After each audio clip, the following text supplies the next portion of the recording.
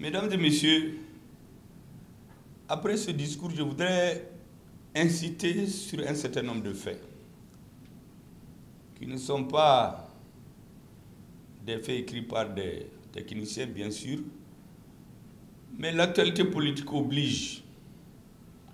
Nous avons aujourd'hui des citoyens de 3 pays, Messieurs Jean, John et Johnny, en campagne contre le Mali et contre ses forces armées et de sécurité. Vous vous souviendrez déjà, le 4 juin 2021, j'avais dit que le Mali devait avoir la liberté de scruter d'autres horizons, d'être plus libre. Le 4 juin, je n'étais pas encore Premier ministre, mais on savait plus ou moins ce qui se dessinait. En 2021, vous vous rappelez bien quand j'étais à Kita, à la faveur de la fête du coton,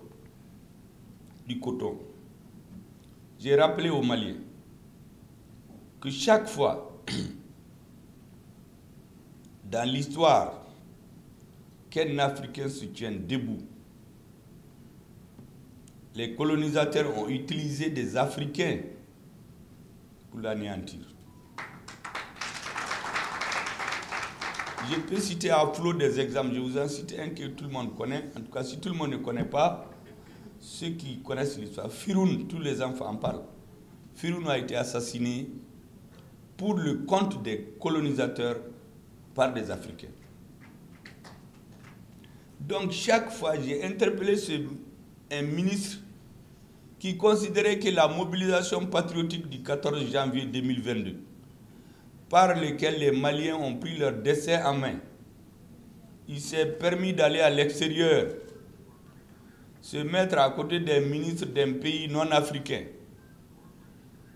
et comme s'il était obligé d'attaquer les Maliens, dire que c'est un patriotisme frélaté. Je lui ai répondu du tic au tac. Il ne connaît pas ce que c'est que le patriotisme. Le patriotisme, soit il est là ou il n'est pas. Il ne peut pas être frélaté. En tout cas, pas au Mali.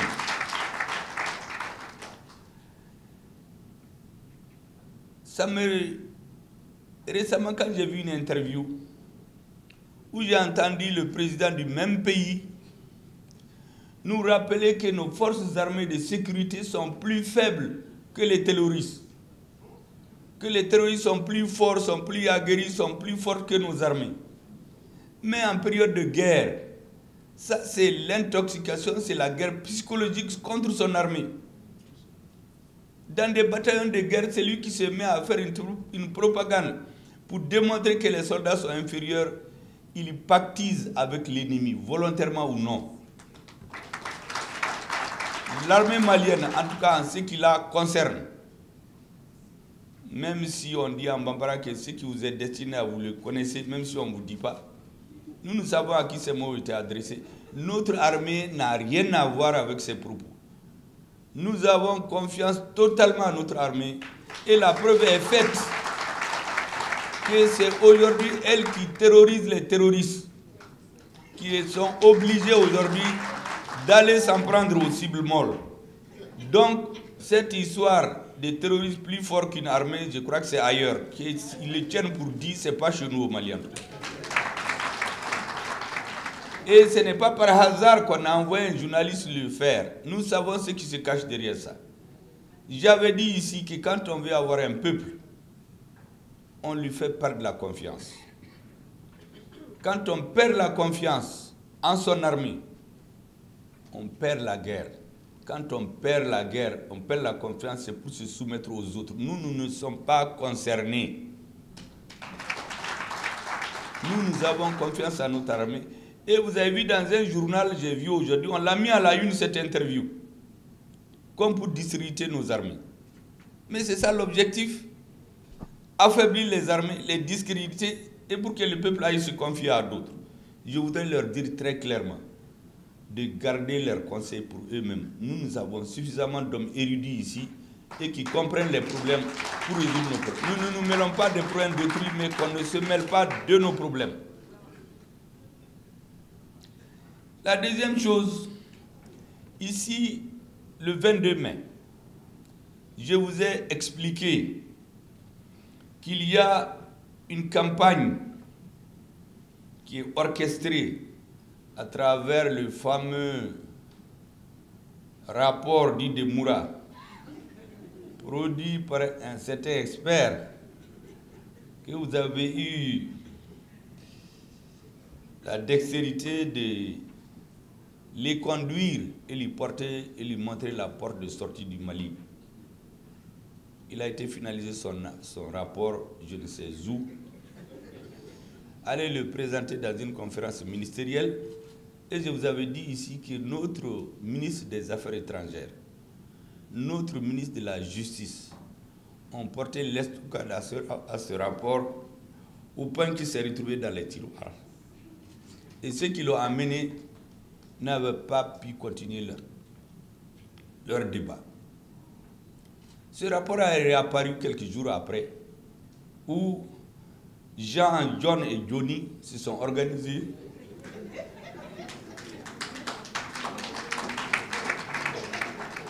pour le développer et démoraliser notre armée. J'ai expliqué très clairement que nous ne sommes pas concernés. Personne ne va nous amener à douter de notre armée. Nous savons ce qui se cache derrière. Mais ça n'a pas suffi. Ils sont allés plus loin. Le 25 mai, on entend par un monsieur que notre pays sous-traite des armes pour aller les vendre et s'impliquer dans un conflit tellement loin de nous que ça nous a rappelé quelques années, on a dit que de l'uranium a été pris dans un pays africain pour aller être vendu à un autre pays alors qu'on le cherchait. Je crois que cette fois-ci, c'est le Mali qu'on cherche, mais ils ne nous auront pas.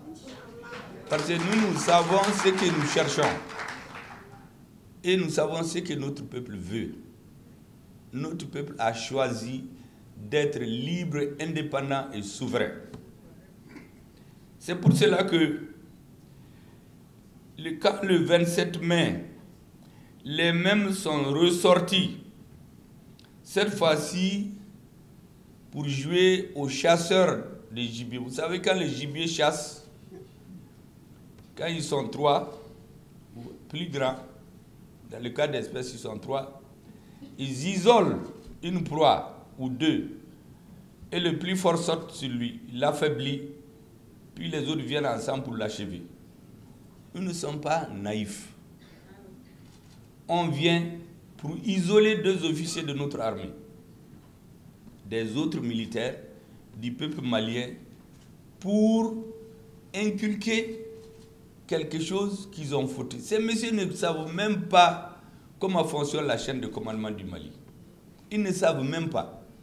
Les officiers, l'un des officiers là, il est au CNT ici, mais on vient nous dire qu'il était au front. Ceux qui ne sont au courant de rien. Mais le monsieur, il vient, il donne des noms, comme si c'est le tonnerre qui va nous tomber dessus.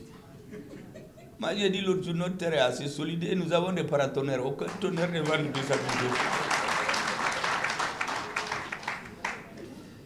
Et ensuite, un autre officier de notre armée, moi je connais la position de ces 2 officiers, ces gens n'ont rien à voir. Les bataillons autonomes de force spéciale, vous savez pourquoi ils visent quelqu'un là-bas? Tout le monde comprend déjà, mais nous ne sommes pas naïfs. Personne ne viendra nous mettre un sac sur les yeux et croire qu'on sait où est-ce qu'ils veulent aller. Après avoir fini avec ces 2 gibiers-là, ils vont rôder encore, isoler encore 1 ou 2, et comme ça jusqu'à finir le troupeau. Donc, chez nous, notre peuple doit faire bloc autour des chefs militaires, autour de notre armée. Personne ne va isoler personne d'entre nous et nous allons en bloc nous tenir face à tous les prédateurs qui voudront nous déstabiliser. Dans tous les pays, on a isolé des chefs militaires, des chefs politiques pour les décapiter, pour mettre à la tête après celui qui convient. L'autre peuple dit non.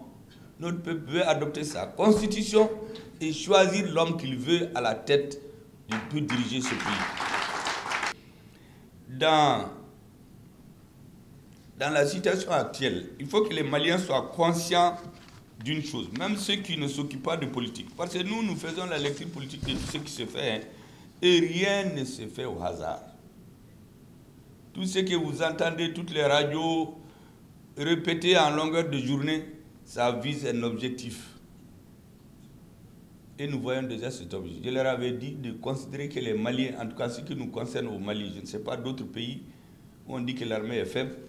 Chez nous, les Maliens ont un coefficient intellectuel largement au-dessus de la moyenne, contrairement à ce qu'ils pensent. Parce que j'ai entendu quelqu'un dire que oui, les Africains, c'est des gens très gentils, on peut les manipuler vite. Personne ne peut nous manipuler. Nous savons d'où nous venons, nous savons où nous sommes et nous savons où nous partons. On avait besoin d'un bon leader. C'est ce qu'on a aujourd'hui. Il y a quelques années, on avait la même armée.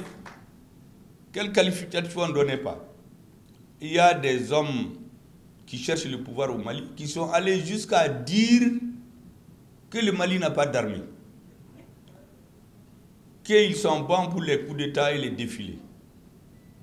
Et lui, il veut être président de ce pays. Mais s'il est président, il va aller où? On va défiler pour lui et la défense de son pays. Je le connais, je sais, il entend ses propos, il sait de qui je parle. Un autre a été faire l'ironie sur nos soldats devant des parlementaires, des élus de notre pays, pour dire que dès qu'on tire, c'est comme des lapins. Et ils fuient. Mais les militaires, là, ils ne prennent pas les armes au marché. Il y a quelqu'un qui achète. C'est les politiques. Et quand vous envoyez, comme je l'ai entendu mon ami du Burkina dire hier, chez nous c'était comme ça, on en parle peu, mais c'est la vérité. Vous dites que vous envoyez 200 personnes. En réalité, il n'y a que 100. Sur les 100, au lieu de donner 100 fusils, on donne 20. Sur les 20, au lieu de donner 3000 balles, on donne 100. Mais ce n'est pas le militaire là, on lui donne. Mais qui s'occupe de toute la chaîne là? Mais c'est lui qui a trahi. C'est pourquoi j'ai toujours dit que notre peuple a été trahi et notre armée ont été trahis. C'est ce résultat-là que certains veulent récupérer pour nous ridiculiser. Heureusement que les Maliens se sont réveillés. Et je vais vous dire, après ces incartades de ces trois messieurs, ils vont trouver dans la société chez nous des supports à leur discours. Et comme je vous ai dit qu'il y a des hommes politiques qui veulent diriger le Mali, qui disent des histoires sur l'armée, ils viennent interviewer aussi des hommes politiques, dont certains veulent diriger ce pays, et ils les font balader dans leurs médias pour discréditer les dirigeants du Mali. Vous savez, ils ont tenté le discrédit sur l'armée. J'ai dit qu'on va faire bloc autour de notre armée. Donc maintenant, ils veulent discréditer les dirigeants. En disant quoi? Certains vont jusqu'à qualifier les acteurs dirigeants de fascistes. Et ils font diffuser ça dans leur télévision. Mais ces messieurs ne savent pas ce que c'est le fascisme. Ils ne savent pas ce que c'est que l'Holocauste. Comparez ce qui se fait au Mali aujourd'hui, au fascisme, à ce qui s'est passé en Europe, c'est que les gens ne comprennent. Mais il y a un objectif, c'est pour discréditer l'État malien, pour discréditer les dirigeants, pour discréditer notre peuple. Et comme ça, tout le monde va le prendre en paria. Un pays dirigé par des hommes ressemblant à des national-socialistes, des fascistes, avec une armée de tueurs de personnes. Et comme ça, nous stigmatiser dans la communauté internationale. Heureusement que nous savons nous défendre. Nous avons notre tête pour nous défendre. Nous avons nos plumes pour écrire. Nous avons nos diplomates pour parler. et surtout nous avons nos militaires pour donner la riposte. Et plus que tout, nous avons un peuple fier, engagé, qu'on ne peut pas détourner de son chemin. Au début, oui, ils ne pourront pas tenir le projet de constitution. C'est le prétexte pour envenimer la situation. Maintenant que la constitution est presque... La sensibilisation en tout cas est arrivée à bout, il faut chercher à les détourner en faisant tomber sur les têtes une grande campagne médiatique sur leurs militaires et sur leur peuple. Moi, je voudrais dire à ceux-ci, il faut clairement qu'ils changent le fusil d'épaule. Notre peuple est un peuple pacifique. Notre peuple est ami à tous les peuples du monde. Nous n'avons jamais dit que nous sommes contre un peuple, a fortiori être supérieur à un peuple, a fortiori être taxé de fascisme. Au contraire, les Maliens, quels que soient les régimes politiques, depuis l'indépendance, nous avons l'unité africaine dans notre ADN. Tous les régimes ont inscrit, et c'est dans la nouvelle, que nous sommes prêts à abandonner tout ou partie de notre souveraineté pour la cause de l'unité africaine. Comment un Malien peut aller s'étendre dans les médias ailleurs pour taxer ce peuple et ses dirigeants d'aujourd'hui comme ceux que je viens de vous parler? Ça veut dire qu'il y a une orchestration. Ça ne plaît pas aux gens, mais c'est une forme de terrorisme informationnel qu'on veut exercer sur lui. De la même façon où notre armée est en train de cogner les terroristes, nous allons donner l'estocade à ces messieurs. Aucune propagande ne va nous détourner de notre objectif. Donc ce que je voudrais dire, il faut d'abord que nous fassions bloc autour de notre armée, autour de nos chefs militaires. Un. La deuxième chose, le travail de sensibilisation étant fait, à partir de 2 jours, la campagne va être ouverte. Levez-vous tous et battez campagne démocratiquement pour montrer au monde que toute la campagne d'intoxication contre nous n'a fait que renforcer la détermination du peuple malien et venir réveiller le président, l'initiateur de cette constitution, le 18 au soir ou le 19 au matin et lui remettre les plusieurs pourcentages de plus pour montrer que le peuple malien n'a pas été déstabilisé par quelqu'un. Voilà ce que je voulais vous dire et vous dire vraiment qu'Allah vous bénisse, qu'il bénisse notre pays et tout le monde. Merci beaucoup.